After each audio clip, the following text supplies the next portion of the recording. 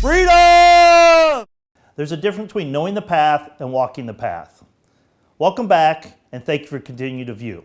Once again, I'm Chiropractor Howie, and that was a quote from Morpheus, seeing as I recently spoke on the stage at Mile High in Denver. The theme of the weekend was the Matrix. What I'm about to share with you is what I wanted to share on the stage, but the time constraints didn't allow for it. Today, I'll be playing the role of Morpheus, the white Morpheus. In episode 2, The Medicalization of Chiropractic, I shared my personal story and why I'm so passionate about chiropractic. Today I wanted to share with you why the Matrix resonates with me, because my mission has been to empower the chiropractic profession to bring chiropractic to humanity in its purity, just as we do for ourselves and our families. That distinction is what separates chiropractic and sets chiropractic apart from all other professions. Now, many years ago, I had a friend that would go on about his top 2 core values. At the time, I never really put much thought into it, but I knew that truth was my top core value. However, over the last few years, I've learned that my other core value is freedom. I now know it's important to know what your top 2 core values are, because they have helped me to understand how things in my past would have been different, because if I had known my values at the time, I wouldn't have violated them, and by violating your core values, it sends you into a downward spiral. However, since owning my values, they have given me the power to navigate this harsh terrain that we call life. So now I try to unplug people through this truth and freedom. This truth and freedom is what the Matrix represents. So that's why Morpheus' message and the messages throughout the movie resonate with me and hopefully the entire chiropractic profession. So I wanted to share you some correlations that I discovered as I prepared my talk for Mile High. And as Morpheus says, remember, all I'm offering is the truth, nothing more. So let's begin.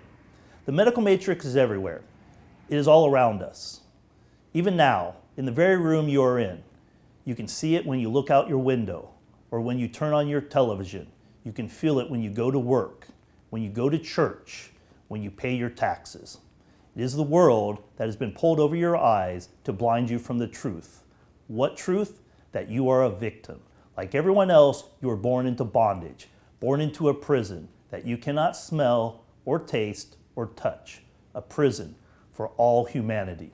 This is your last chance. After this, there's no turning back. You take the blue pill, the story ends, and you believe whatever you want to believe. You take the red pill, you stay in Wonderland, and I show you how deep the rabbit hole goes. Sorry, this whole pill analogy just doesn't work. At first, I thought I'd have the blue pill represent medicine, and I'd have the red pill represent chiropractic. But as I thought more on it, unfortunately, more than 90% of the chiropractic profession is practicing medicine. Remember, all I'm offering is the truth, nothing more. It's time to wake up, chiropractors. The medical matrix has you. Follow the white lie. What white lie? Our victory over the American Medical Association. Before I continue, I want to revisit episode 2, The Medicalization of Chiropractic, where I talked about how the AMA was founded as a means to control medicine in this country. And as early as 1906, they were jailing chiropractors for practicing medicine without a license. In 1966, they copyrighted the diagnosis codes for medical procedures and generated over $70 million a year off of these copyrighted codes. They formed the Committee on Quackery to destroy any competition that they felt might become a threat eventually. The chiropractic profession learned that they were on that list, and that's when a group of chiropractors came together and sued the American Medical Association in 1976. It took over 10 years to beat the AMA in court. During that time, while we were beating the AMA, we were included in the insurance game, owned by who again? That's right, the American Medical Association. As a student, I remember hearing about the Mercedes 80s, where chiropractors could bill for whatever and get paid for whatever. Once we took the bait, the powers that be, our new overlords, wanted us to provide diagnosis codes, medical procedures, and protocols before they could continue to pay us in medical dollars. So those out in the practice convinced the chiropractic schools that we needed to be teaching these medical procedures so the graduating students could continue to be paid medical insurance. When medicine was added to the chiropractic curriculum, what do you think was taken out? Chiropractic. Remember, I'm offering you the truth, nothing more.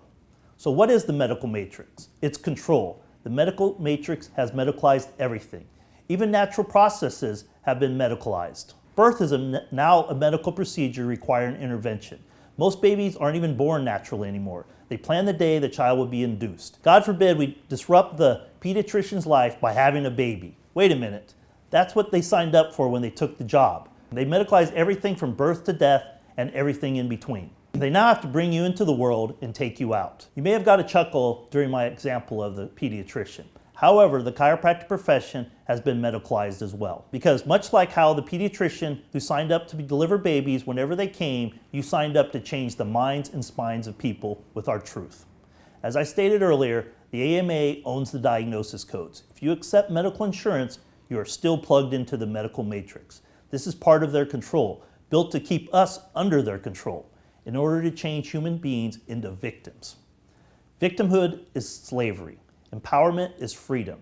The only way we can break the people free of the medical matrix is by empowering them with our truth and provide them with lifetime care, just as we do for ourselves and our families. The medical matrix has tried to destroy or stifle any prevailing thoughts that health comes from within, because ADIO, above, down, inside out philosophy empowers an individual to understand that health is an inside job and that you are directly responsible of taking care of it for your own health and your own life. The outside-in approach disempowers people, making them victims. Thankfully, our founding fathers utilized this life-changing ADIO philosophy as our foundation, as our why. Without the philosophy, chiropractic would be just another footnote in history. Like so many other professions have fell to the medical matrix. If we continue to look like medicine, we are only competition, not a threat. Meaning if we start changing the paradigm of thinking that health and life depend upon proper function, that chiropractic is ultimately about function, and when the people begin to understand that, we will most certainly become a threat. I feel that the top of the medical food chain knows what we have to truly offer, and they don't want our truth out there. That's why they started paying our profession to keep us into their treatment arena, because they own that arena. Unfortunately, the vast majority of our profession continues to play their game, with the idea and the hopes that they will eventually get the ball. However, the game is rigged. We will never get the ball. I didn't say it would be easy to accept what I have to say. I just said that it would be truth. I'm trying to free our profession, but I can only show you the door. You're the ones that have to walk through it. This brings me to a story I'd like to share. There was an old man, a boy, and a donkey, and they were going to town. The boy was riding the donkey, and the old man was walking beside him. As they went along, they passed some people who remarked it was a shame that the old man was walking and the boy was riding. The man and the boy thought maybe the critics were right, so they changed the positions. Later, they passed some people who remarked, "What a shame, he makes the little boy walk." Then they decided they both might as well just walk. Soon they passed some more people who thought they were just dim-witted to walk when they had a perfectly good donkey to ride. So they both decided to ride the donkey. Now they passed some people who shamed them for putting such a load on the poor donkey. So they just decided to carry the donkey. As they crossed the bridge, they lost the grip on their animal and he fell into the river and drowned. The moral of the story, when we don't walk our own path, we might as well kiss our ass goodbye. I've said it before and it bears repeating. We have to distinguish ourselves before we extinguish ourselves. You have to let it all go, fear, doubt, and disbelief, to free our profession. The medical matrix is a system. That system is the enemy of truth. But when you're inside, you look around. What do you see? Businessmen, teachers, lawyers, and even chiropractors, the very minds of the people we are trying to save. But until we do, those people are still part of that system. And you have to understand, most of these people are not ready to be unplugged. And many are so injured, so helplessly dependent on this system that they will fight to protect it. Which I'm guessing many of you experienced this very thing over the last few years trying to unplug people. Inside the medical matrix, they are everyone and they are no one. They are the gatekeepers. They are guarding all the doors. They are holding all the keys, which means that sooner or later, someone is going to have to fight them.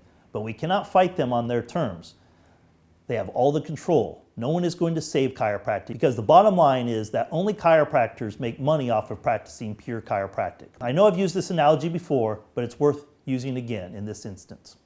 In the movie Tesla, Ethan Hawke portrayed Nikola Tesla, and J.P. Morgan's daughter is enamored with Tesla until she realized that he has no financial or economic sense. So she lets him know that her father, nor anyone else for that matter, was going to fund him if they weren't going to make huge profits from it. Because as you probably know, Tesla wanted to give energy away for free. When practicing chiropractic in its purity, the chiropractor is the only one making money, not some third-party insurance that pays for PT, foot baths, lasers, or some other treatment. Other than a table, face paper, office supplies, or x-rays if you use them, that's all that's really needed for the chiropractor practicing chiropractic in its purity. Medical insurance inclusion has enslaved the profession as a pain management because they can compete at that level. The medical matrix has nothing for life enhancement because essentially that's what chiropractic is about. In practicing chiropractic in its purity, there's freedom. And seeing as no one is going to save chiropractic, that means it has to be done on a grassroots level. Educating people on the value and importance of lifetime care and making it available so that they and their families can benefit. No one but us are going to save chiropractic and ultimately humanity.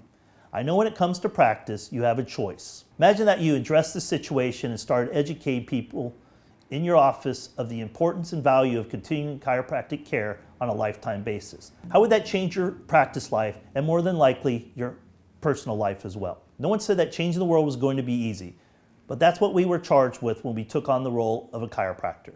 There's a scene from the movie Into the Spider-Verse that might put this into perspective. For those that haven't seen the movie, I'll set the scene for you.